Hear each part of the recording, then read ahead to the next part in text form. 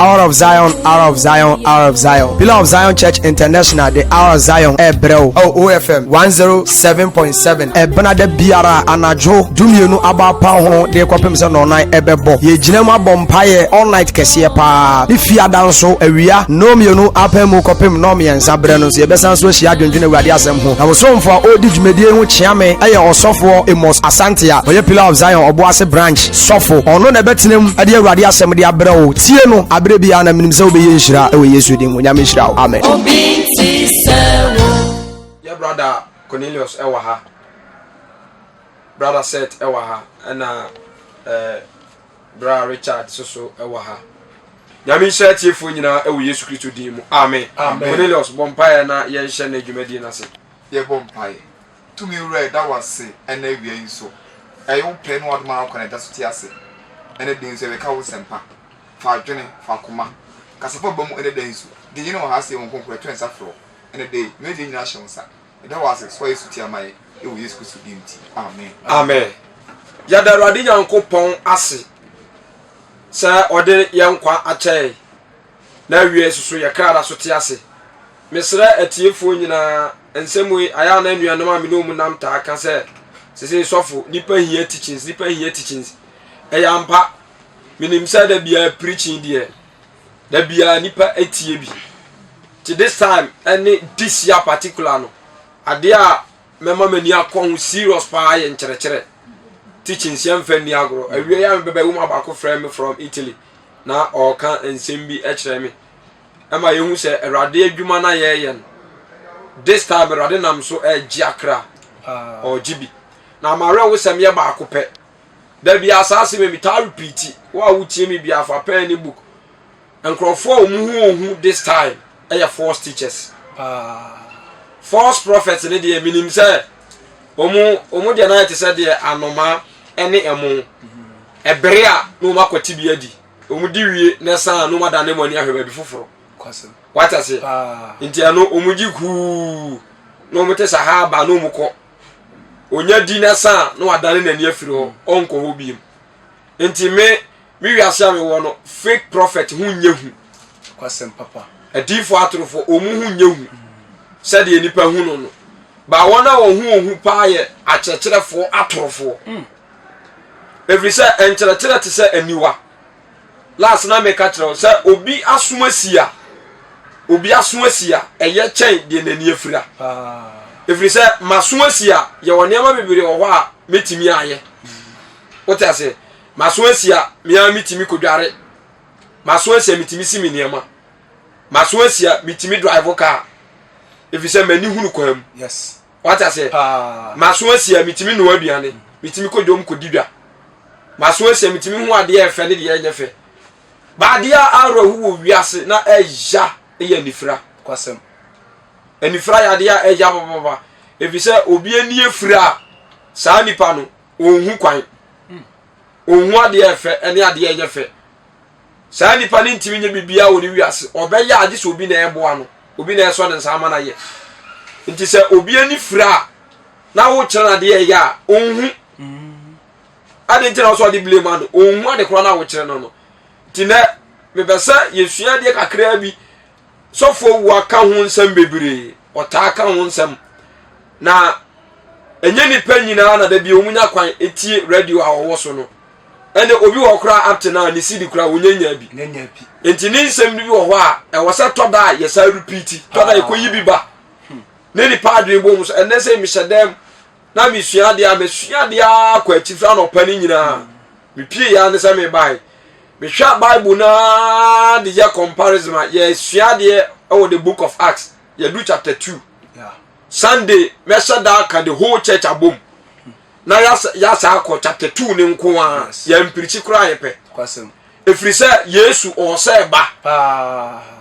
Yesu se ba but you say asofo dada nipa too much Tosun. ye dada nipa serious tina asam na me beka na mesrawo se ye wie na afafo afra either say o person will accept Christ and now your corrections or mistakes now be see the right channel and your wife say wo agi wa na wo attack bibia chai sade no efiri sɛ enipa bia ni wɔ asase we so a onya nkwagye a ɔmpɛ kwasempa obi anya nkwagye a ɔpɛ ɛnɛ na obi ne me ka asɛm bi asɛm na ɔka ne sɛ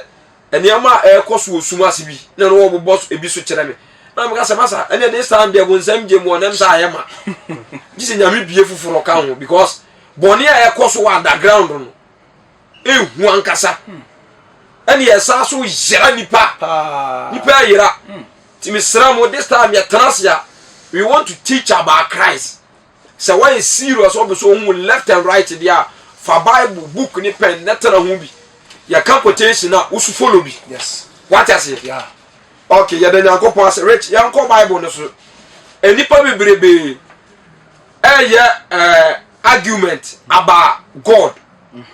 yeah argument about Jesus yes yeah yeah argument about baptism bana mekaniama for na bom God Holy Spirit, Jesus and a baptism. Yes. Nipa ni bebre ka se omu de omu gi Nyankopon odi. Ba Yesu de yanjini ni. Pa. Eho Matias ye. O de magiatum. Sha wo se Nyankopon de ogini ni na Yesu de unjini ni. Yemfa no nto nchen. What I say? Yes. Ebi agi esubo, ensuo mo subo edi. Ena ebi so je empeteso edi se de peten so ena so magiatum o je empeteso odi na me be se be busa se Christosom ene heaven na ye ko no eye obia ne heaven na se heaven ba ko ne ye ko heaven ba ko pe se sia no heaven ba ko pe na ye ko no ya mani pa e ko heaven no aye frustrated pa e se nipa wo problem o mu hu de o mu nye because ade a chia sofuwe sole a no abeka na adwen ade chia we sole a no abeka na adwen nti enipa omutie ye this time no eni nipa e console e dia pa na se omunye church members our big problem papa listeners our omutie radio our problem obi betana radio so a asem obeka no amfa nipa bia nkwa heaven obi okra enkrofo asole din watake ena asole we din ena asole Sanya mawe emfani pan kwa heaven. Yes. What I say? Unnecessary argument. Eti Yesu kura last na make kire minu anoma minu mo nam say Yesu kura baya no. Na nya question nyina na obi busa na wo yi ano. Ya no. Because onim say sa question emfa nkwaje ma. Yes. Waka kire o say bo modin botre nya bra mo na bese kwa heaven. Na o say ba biem ni wo busa no. Enti da be na wo beba. Me say dware na twa me ba me be fo akọ ta ma me ba enya wasem yes de ehia me yasem si de dware simple ba niam bebre wa eye biblical our Bible nim e will prove how that sa process you can never go to heaven ntimi nko e kwa bia ni wa cheso obetimi akọ heaven enti Nyankopon ana aginidi megitum what I say yes wo si Nyankopon na aginidi Yesu de unjini ni enti me busa esoma aka ewu wiase nyina se first one baptism eka Christosom na se enka ho baptism ewo Bible ma na se eni Bible baptism Nyankopon na wusu wugini ndi a wunji Yesu ni Yesu Nyankopon oje baptism di ana se onjini onyini right me ba to mate da be pa cha so se o de yemfa Yesu ni nsi nchen say yate ase bebre anji Yesu ni enti Nyankopon ana yesi agini di yamfa Nyankopon ensi wo say Nyankopon e wode ope ene de ompe Yesu e wode ope ene de ompe enti let me ask first Nyankopon oje asubodi anase wonje asuboni ena me de to form Nyankopon aje asubodi ana wonje ni eno ya one.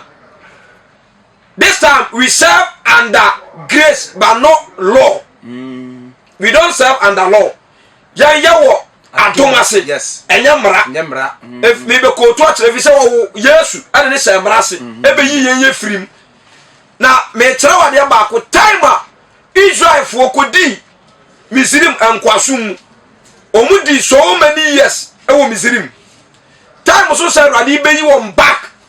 to Canaan no. So we study Bible ni ya Bible state say ye bo Israel for the bad esu yes atu Moses through sea ya born na sutu Moses so afa epum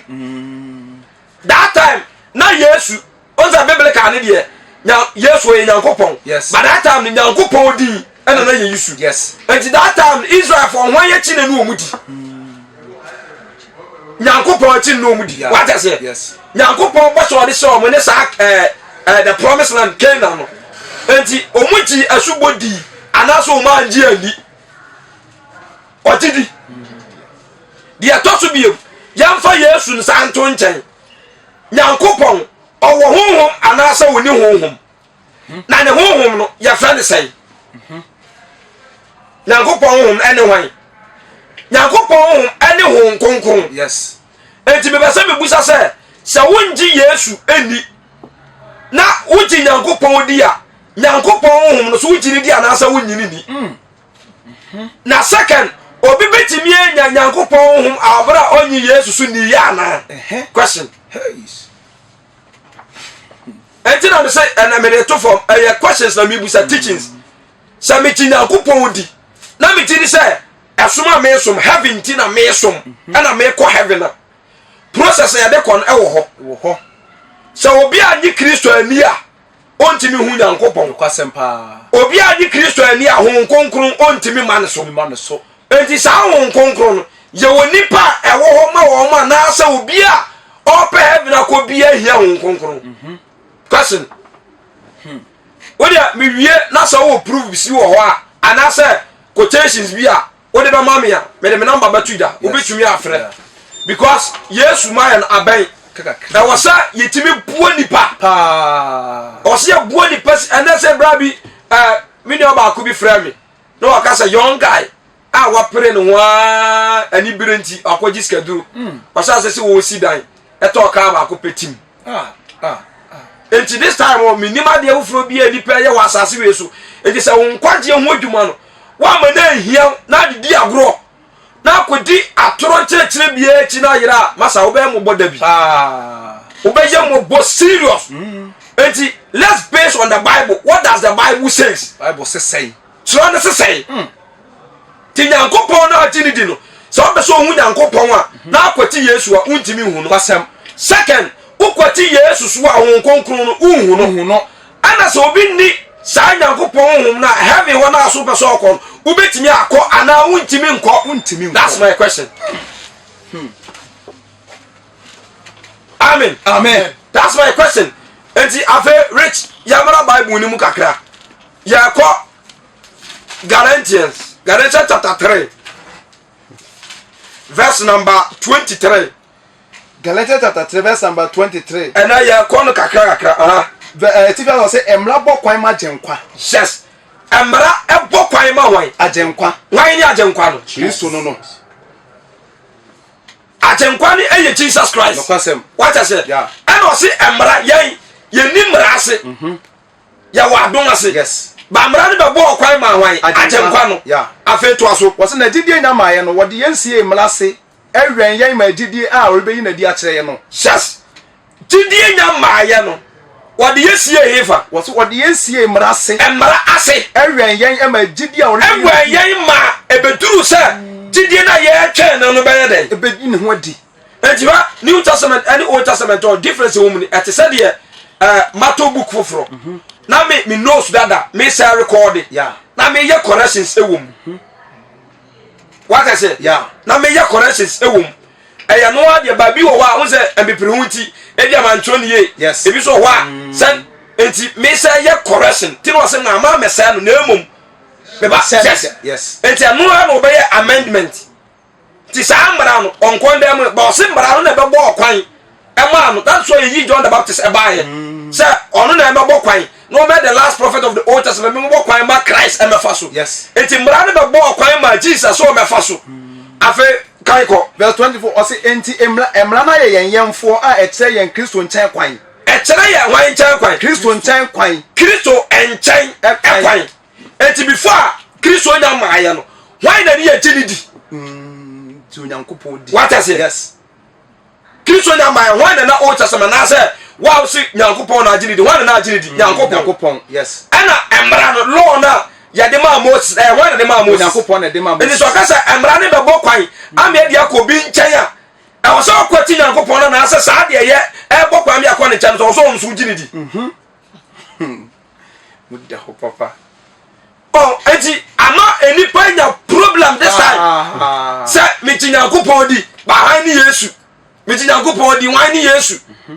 ɛsubɔ no ɛsubɔ bia yɛ ɛsubɔ meka ne miɛnsa nyina bom ebi atam ne na enuru ntia enti saa the law of Moses a yɛfɛ no Mosaic na Bible say Awurade de ma Moses no hwa nyame adoma Sunday mɛkyerɛ deɛ wɔ asɔre dɛm papa Awurade honhom te ase yes wonim sɛ deɛ ntia ma yɛnya saa Pentecost day no ɛne saa festival na wɔ Bible mu yɛ say 50 days nya 50 days bia na yɛdi o but time a Israel fo firi Egypt ɛba Canaan no omu dwane behinta ɛwɔ ɛpoano the Red Sea no for 50 days ansa na Pharaoh ani ba no so o twa gu omu so ebeduro na Awurade bai kwan mu a omu nya kwan escape yɛ enti saa day no omu marking as a festival ɛna omu de to hɔ sɛ Awurade yɛ omu adom no omu koduru a omu bɛ celebrate ɛna second one enti enema mienu no omu ka bom nya Pentecost no second time so yɛ time a Moses Awurade friend so omu gye mransam du emre Israel for no day omu saka mransam du no ɛno so omu de ka ho enti saa celebration ni mienu omu ka bom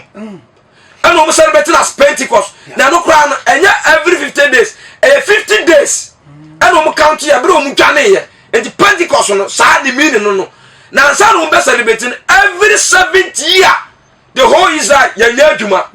Ya no fuo. Ya juma bia for the 7th year. Now the 7th month, and we celebrated that Pentecost day no. For big celebration.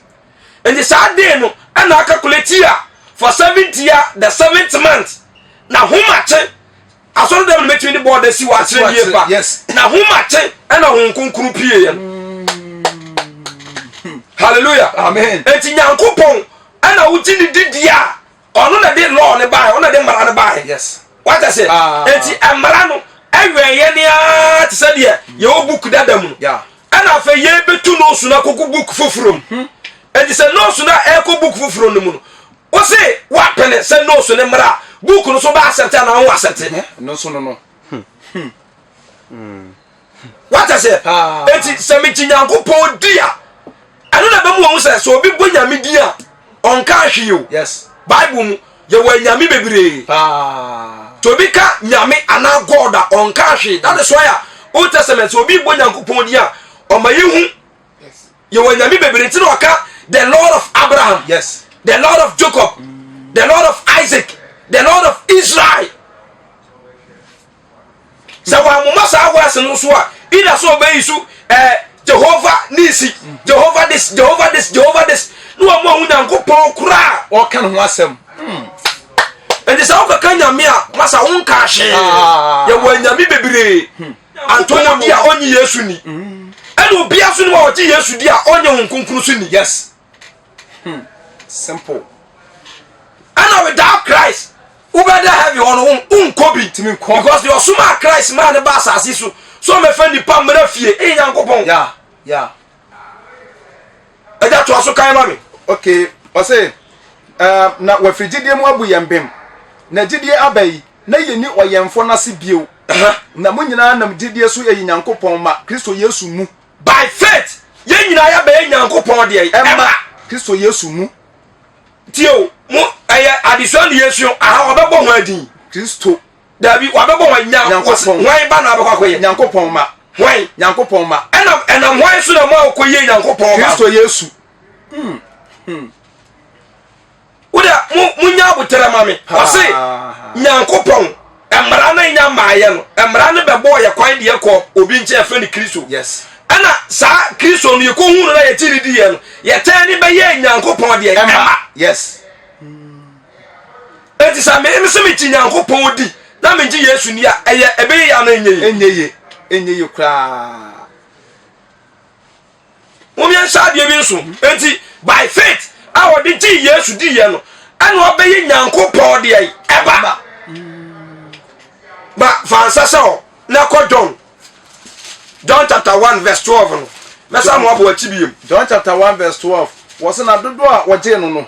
wɔna wɔgye ne din di no ɔma wɔn tumi sɛ wɔnyɛ nyankopɔn ma ɛhɔ so wɔn din wabɔ nyankopɔn wata sɛ yes nyankopɔn din ɛna wabɔ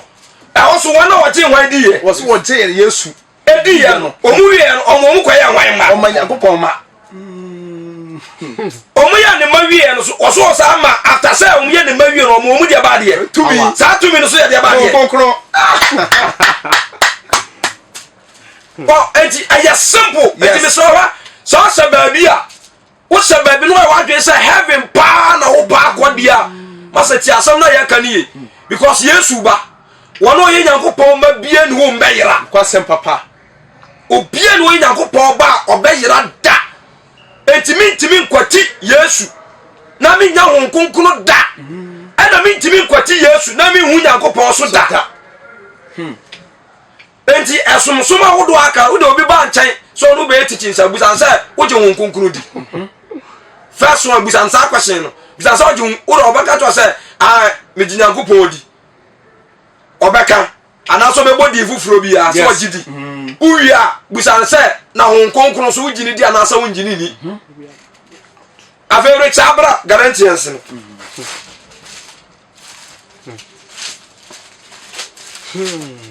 Galatians verse number you do 27 no say mududu a wabo mo asuko Kristo mu no mo ase Kristo sai wabo de asubo ɛhɔ so asa bɛbɔ asubo yes na asubo no ɛno so ho nsɛm kyɛ kurei ensɛm a wo mu no ɛkyɛ kurei hwɛ olden days no de ntia asubo ho asɛm abɛyɛ problem ama nipa ne bi mama so wo tie me sorry to say this word say bia ya wo churches bi wo mu na ye mpanimfo adi anim kan e wo Ghana yeah en ko mu kra na anim tro no yes what you say ye de afei ne ye ba ma me busa say biblical from A to Z and here for the Bible ube hu the word sprinkling enim and here for the word sprinkling say ye di ensuo epeti nipa so eye baptism the whole Bible baby abehu say ewo Bible nim say ye di ensuo sprinkle nipa ye gitum say eye asubo the whole Bible teach me wo de wia ye number betuja na wa frɛ yes ye ka no kra ama nipa ho asan na nipa nya nkwaje say sprinkling is not baptism enya subo enya subo yes second akra ye monasu every say wonim papa enim bone kwasempa ti ye ma akra su de onim papa enim bone ene bonasu na na subo no so ye de ni wura ensuom apagya no aba na so say Yesu Kristo dimu na abesin tidie ne so muti asem ni o na abesin tidie na oka ho asem no so sa wuti Yesu Kristo didi a ye mo wosu na tete no enema mienu esi Bible no de ne nsam sisi so pepepe a wunya fortu bia ho ye Yesu ne calculation nyina sisi so pepepe aside that no ha wo ye nipa enti akini for ne nsam bi wo ha o mu kan wo se do obesi ate ase no ene Yesu dia no enya peda nyepe ba Yesu dia no obeti ase straight yes enti asubo no na Israel mamu no o masubo no ejina mienu so yabo o masuko adwensa kyerem na o madwensa kyerem no wo ni Israel fo mo nyepe yeah eno tena na ebi mu eka se nso masubo na hu nya na se kyere nie sa olden days no Israel fo se bo o masuko nsuo mu a ye ka se bo o mako adwensa kyerem entono yenya de ni nsuo ni mu pe ne ho asan yes because o mu kwaje ne de o mu di wom dada ya je wom dada yenya de ni nu ma wa ye save ba ye time no de ye dinidi a wo de won konkron ene wo jabo Yesu no eye Jesus Christ yes sa ono dinidi no kuramu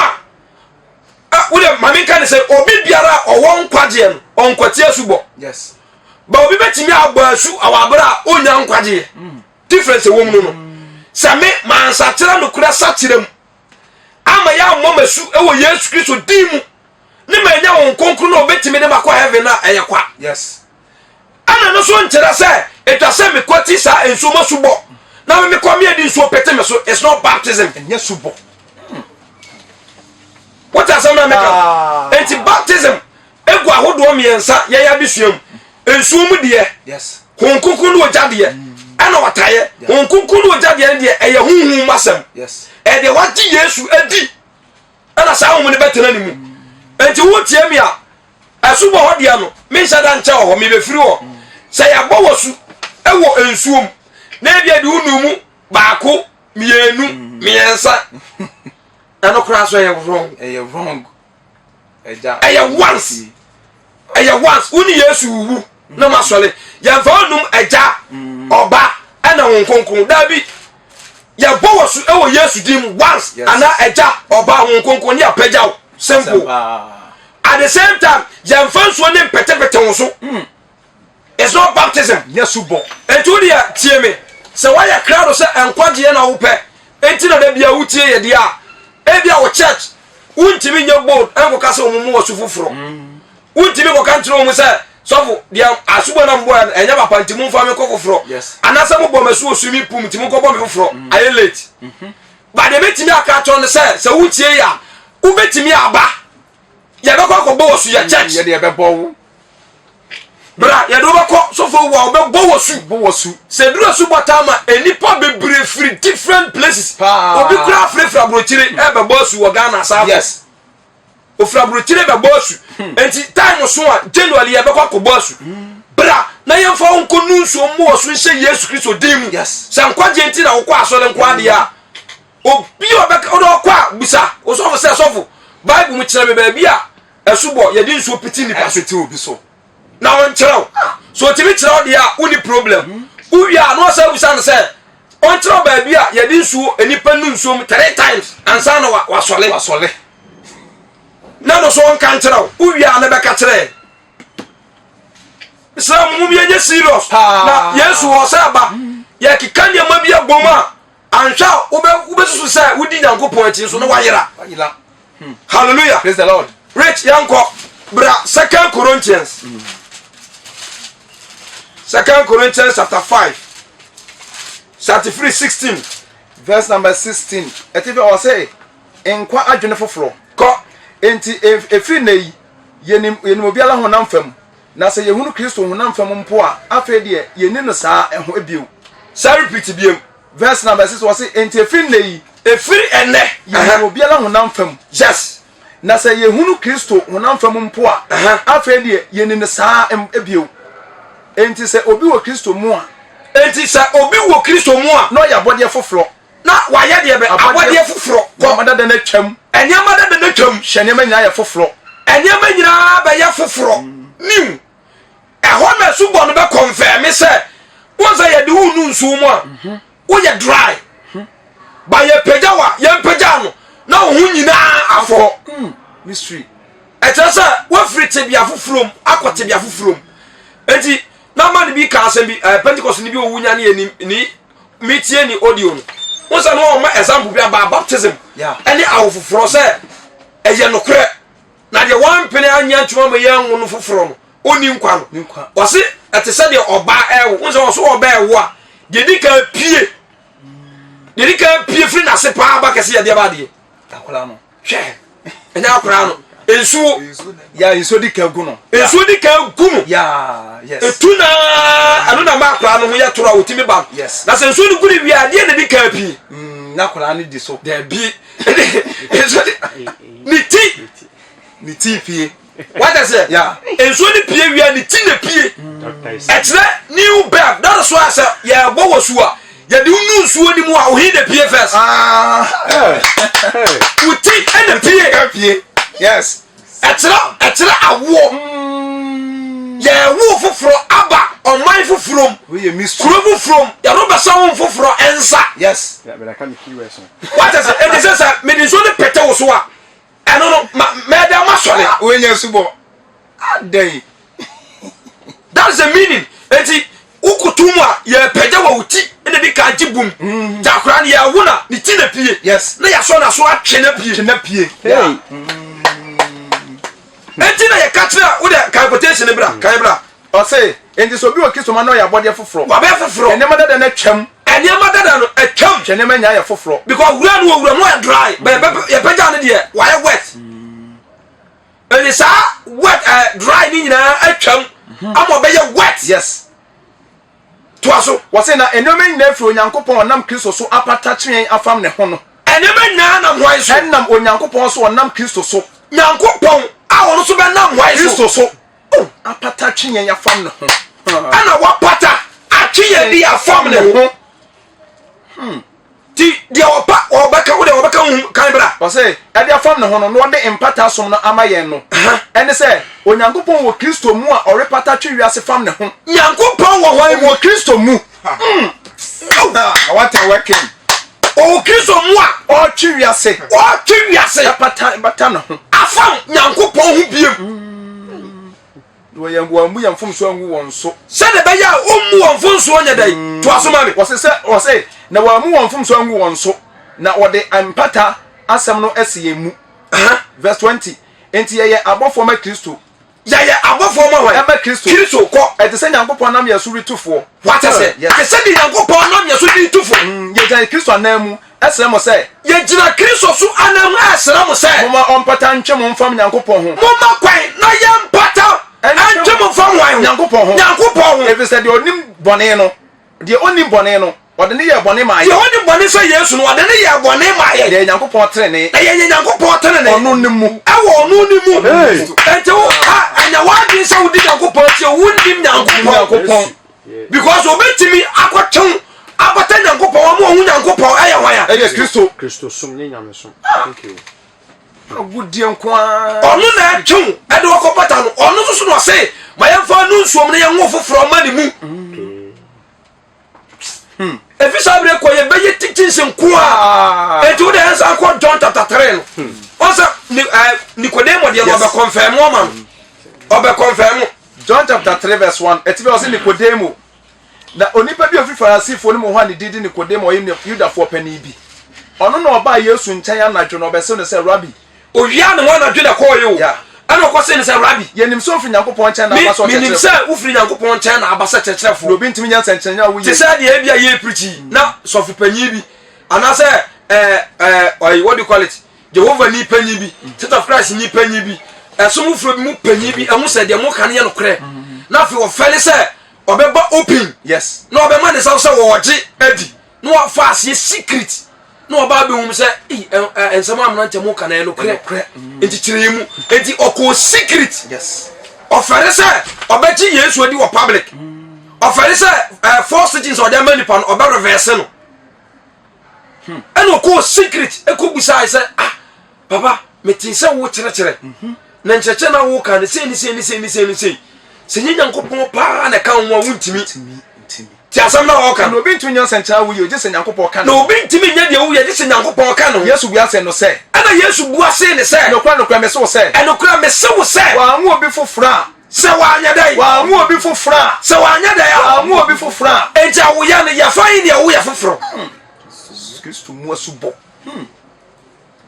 se wa anu obi fofora obi ntumi hu Nyankopon ahenie no ontimi hu Nyankopon ahenie Nicodemus se no se ana Nicodemus se ne se bede no nipa wanyi no beti awo ne bio onsa no kasa hu ne ebede ne nipa wanyini ye betimi awo ne biem obeti akone na yem bio no awo no wata se ko Yesu bia se Yesu bua se won se no kweme so se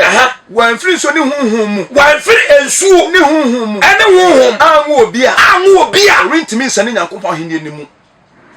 ensuo hunhum sanya ma bienu wo boss enti wo dia asom na wo no what do you believe mo hunhum a mo giri di wo som no ya dia hunhum ano ya one wo dia odi Nyankopon ne de kan si wo first me gidi sanya Nyankopon ne hunhum ne de ye ne de hen what I say yes sanya hunhum ene won konkro dia ma bi musa sa ubetimi anya won konkro be da Jesus dabi timi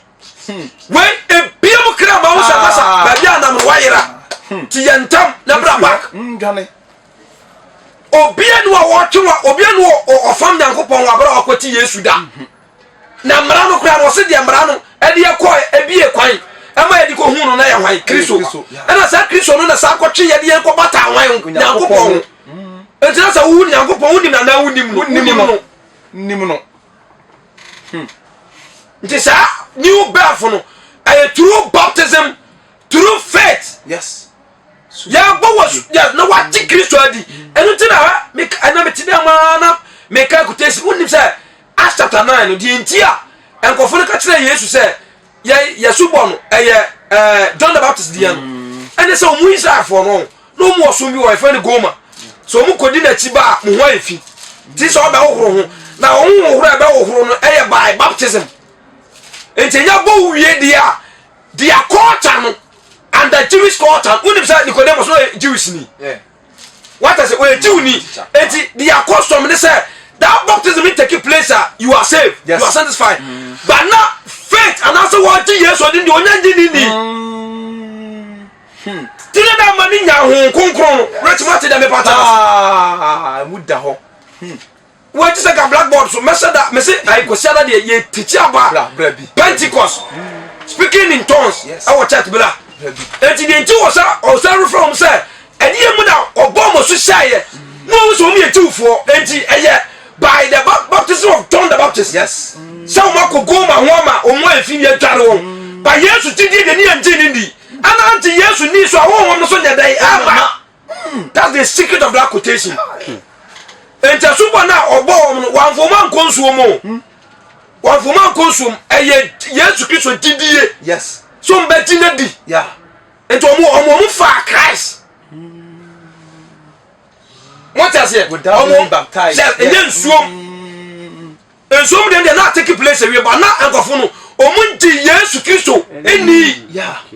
where their hearts but not physical they feel no they ho aye omu custom but now omunti Yesu adi no once the entia na omu nya mesa na Yesu also omunti ni di asa na omu na ba ne nyanje ne nya eni and with that Christ we cannot see God and with that Jesus we cannot see Holy Spirit that's the difference and I said that bombaya any easy don't say Bible say them be the wa working it kata so serious enti me sraw nyankopon Yesu Kristo won konkron ene na subo they are one difference in him untimi fam baako enya baako wo ho me sraw Yesu wo say ba biem mo me very careful and chira turofo adoson ana mesa next week mesa be teaching ha so obi wie Bible school onya sofo mamu nka bi da no so sisu bio pa obi wie Bible school a onya sofo enu ti ya wodi e de ma no say oya reverend e kire say school no ko ye no ni degree na bodi e de ama no ba ejankopon djuma ne sofo djuma de e ye huhuma de ye odi Awurade afre no a wa ko school anu wo ho what I say any odi onye chosen wo only calling a wa ko school Ghana prophet difference wom the Awurade afra no omu ye chosen wo huhum ne o deni wo mo and say bi obi amo aba ni school no awie no ko fa hu de beguti so busa say hu do ko fa ne only ni baby ode ne mu ni free what I say and say hu no anya papa na say bia nipa na obe anoto no waposase and wako diri and so uye genuine minister of God pray for divine ordination say Awurade o deni wo hu me say say ni die we obi mfa ma no ho osofo obi a no ofe no yi ni free nipa mo se no sofo ma wa ma nipa ordination from above Awurade na o deni nipa and o de wa se wo bi say na o de Bible mo say graduation no e wo ma ordination e wo Bible mu nyina mu say before ordination will take place no e de ya na esi usa Awurade se wo e se wow say be minister for wa me say na si je say Awurade se no say na ordinary amos physical de no and say one this a school na say we na ordination a e be ba sua for so kwa de na si ye before e be ordinary Peter wo de na si ye one na ma command so Christ musula na munka one na ma command asa mo ntwa me me ba be ordinary mu ordination ya won konkura e betena wo mu no ana mo ya powerful one na ma command and the aside say me a personal what be ordinary mo spiritual no physical se be sia I just want ma command and ko si e dia rich ko ordinary set set ko ordinary di pasumasi and say we no say na ya me fa mu gumu tiri so a is it order from above wa jitum so onya sof the man who so for wa why no e great ni say ya we school ka say on dey ni obia no what I say because who say just e ya hu masam enti se nipa no wa na se Awurade afro de a ene Awurade mfa wo nye na unyuma mfa wo meti sofo enti se wo wie Bible school na sa physical no de wakọ tete no abi yo se no a masa ba hira nipa bebre nipa sa wo di nsuo peti nipa so wo dem no hwe o de na esi ya spiritual anya physical de mo me anya very careful misra mo na Ghana for ye blacks ni empa de sua kra ye ninja de sua wan ofo buku anu woda afa Bible anu woda nti de beka bia anu waje adi de beka bia anu waje adi Awurade Israel amen na ohun ya mobo ni yentimi mra ne hanim e wo Yesu Kristo din mu amen amen